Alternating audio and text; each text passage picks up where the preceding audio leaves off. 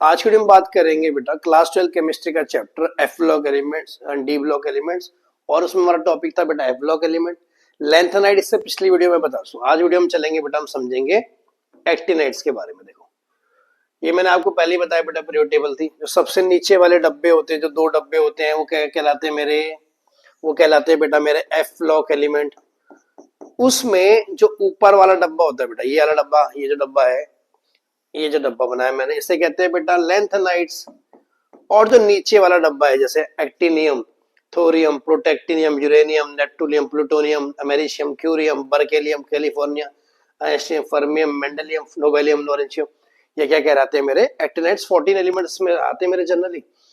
अगर मैं एब्लॉक एलिमेंट्स की बात करूं तो एब्लॉक एलिमेंट्स का क्या काम है? The element which last electron enters into anti penultimate energy level.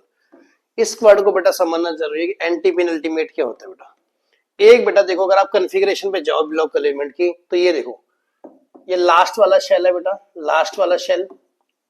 फिर उससे पहले होता है एक पेनल्टीमेट, और उससे पहले जो वाला जो होता है उसे क्या कहते हैं हम?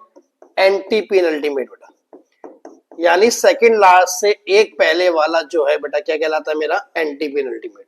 एफ ब्लॉक को एलिमेंट को इनर ट्रांजिशन एलिमेंट्स भी कहते हैं। और जनरल कन्फे जितने भी एफ ब्लॉक है, चाहे लेंथेनाइड है चाहे, उनकी कन्फे n-2 f 1 से 14, n-1 0 1 ns2। क्लासिफिकेशन की बात करूं बेटा, एक कहलाएगा लेंथेनाइड, एक कहलाएगा मेरा एक्टिनाइड्स। लेंथेनाइड कहलाते हैं बेटा मेरे 57 होता है लेंथेनम। तो लेंथेनम के जस्ट बाद आते इसलिए कहते हैं लेंथेनाइड, यानी 58 से ही होते हैं बेटा 71 के बीच में। लास्ट इलेक्ट्रॉन इसमें बेटा 4f में जाता है, ठीक है जी।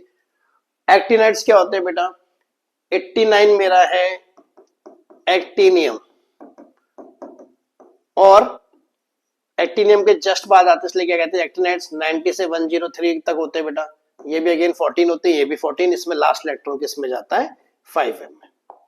अब एक्टिनाइड के देखो नाम तो मैंने आपको बता दिए बेटा, americium, thorium, plutonium, uranium, neptunium, americium, nobelium, है ना, मेंडेलियम, सारे के सारे वो एलिमेंट्स बता ही दी पहले मैंने आपको। अगर इलेक्ट्रॉनिक कॉन्फ़िगरेशन की बात करूं, एक मार्क्स में क्वेश्चन है, what is the electronic configuration of actinides. तो एक्टिनाइड्स आपने बताया कि 90 से 103 के होते हैं। तो यहाँ पे बेटा सबसे पहले आप रेडॉन लेते हैं। रेडॉन बेटा इनर्ट गैस आपको पता होगा, helium, neon, argon, krypton, xenon, radon बेटा, ना। तो रेडॉन का एटॉमिक नंबर कितना होता है बेटा? 86। तो इसलिए रेडॉन से स्टार्ट करते हैं। ये आपको अगेन पता है कि किसी भी गैस की कॉन्फ़िगरेशन जो है इनर्ट गैस। पहला एलिमेंट है बेटा कॉन्फ़िगरेशन, देखिए थोरियम, एटॉमिक नंबर 90 होता है बेटा। सबसे पहले देखो रेडॉन लिखा है यहाँ पे, फिर रेडॉन के बाद बेटा 7s2 में 2 इलेक्ट्रॉन डाले, और बाकी बचे कुछ आपने डाल दिए 6d में 2 बेटा, ठीक है। सेकंड बात करो यूरेनियम, एटॉमिक नंबर 90, रेडॉन बेटा कितना? 86, ठीक है। फिर बेटा 7s में गए 2, ठीक है। फिर आपके 6d में गए 1, और फिर आया बेटा 5m में बच्चे कुछ देखो ना, 86, 88, 89, 92 बेटा। तीसरा है बेटा plutonium, atomic number 94, radon 7s2, 6d में 0, 5f में 6। फिर मेंडेलियम का ऐसे बेटा, ऐसे करके आप सारी की सारी कॉन्फ़िगरेशन लिख दोगे। हालांकि बेटा एक्टिनाइड्स अगेन कम क्वेश्चन आते हैं एज कंपेयर टू लेंथेनाइड। अगर मैं आपसे बात करूं oxidation state of actinide, lanthanide में आपकी +3 ऑक्सीडेशन स्टेट मोस्ट कॉमन थी।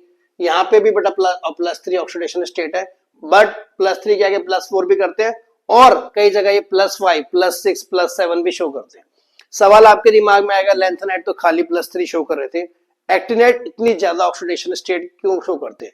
यानी why actinide show large number of बेटा, क्योंकि बेटा 5f, 6d और 7s ऑर्बिटल में जो एनर्जी गैप होता है बहुत स्मॉल होता है। अगर स्मॉल एनर्जी गैप होगा बेटा, एनर्जी गैप बहुत स्मॉल है बेटा, तो एक इलेक्ट्रॉन एक जगह दूसरी जगह इजीली जंप कर पाएगा। जैसे जैसे बेटा एक्सचेंज या जंप होगी, उतना ज्यादा बेटा ऑक्सीडेशन स्टेट मेरी शो होगी।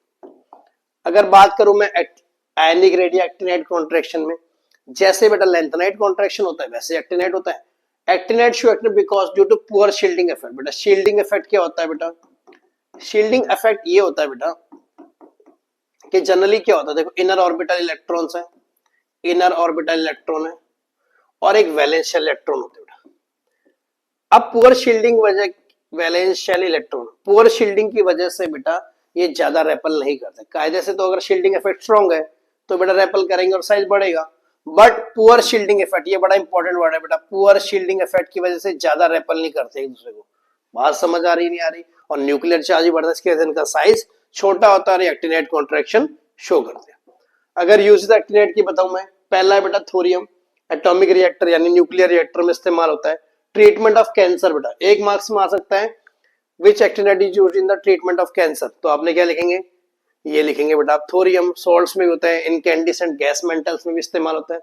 बात करूं मैं यूरेनियम की, जिसका एटॉमिक नंबर होता है 92 बेटा, न्यूक्लियर फ्यूल की तरह इस्तेमाल होता है, ग्लास इंडस्ट्री में होता है बेटा, मेडिसिन वगैरह में होता है।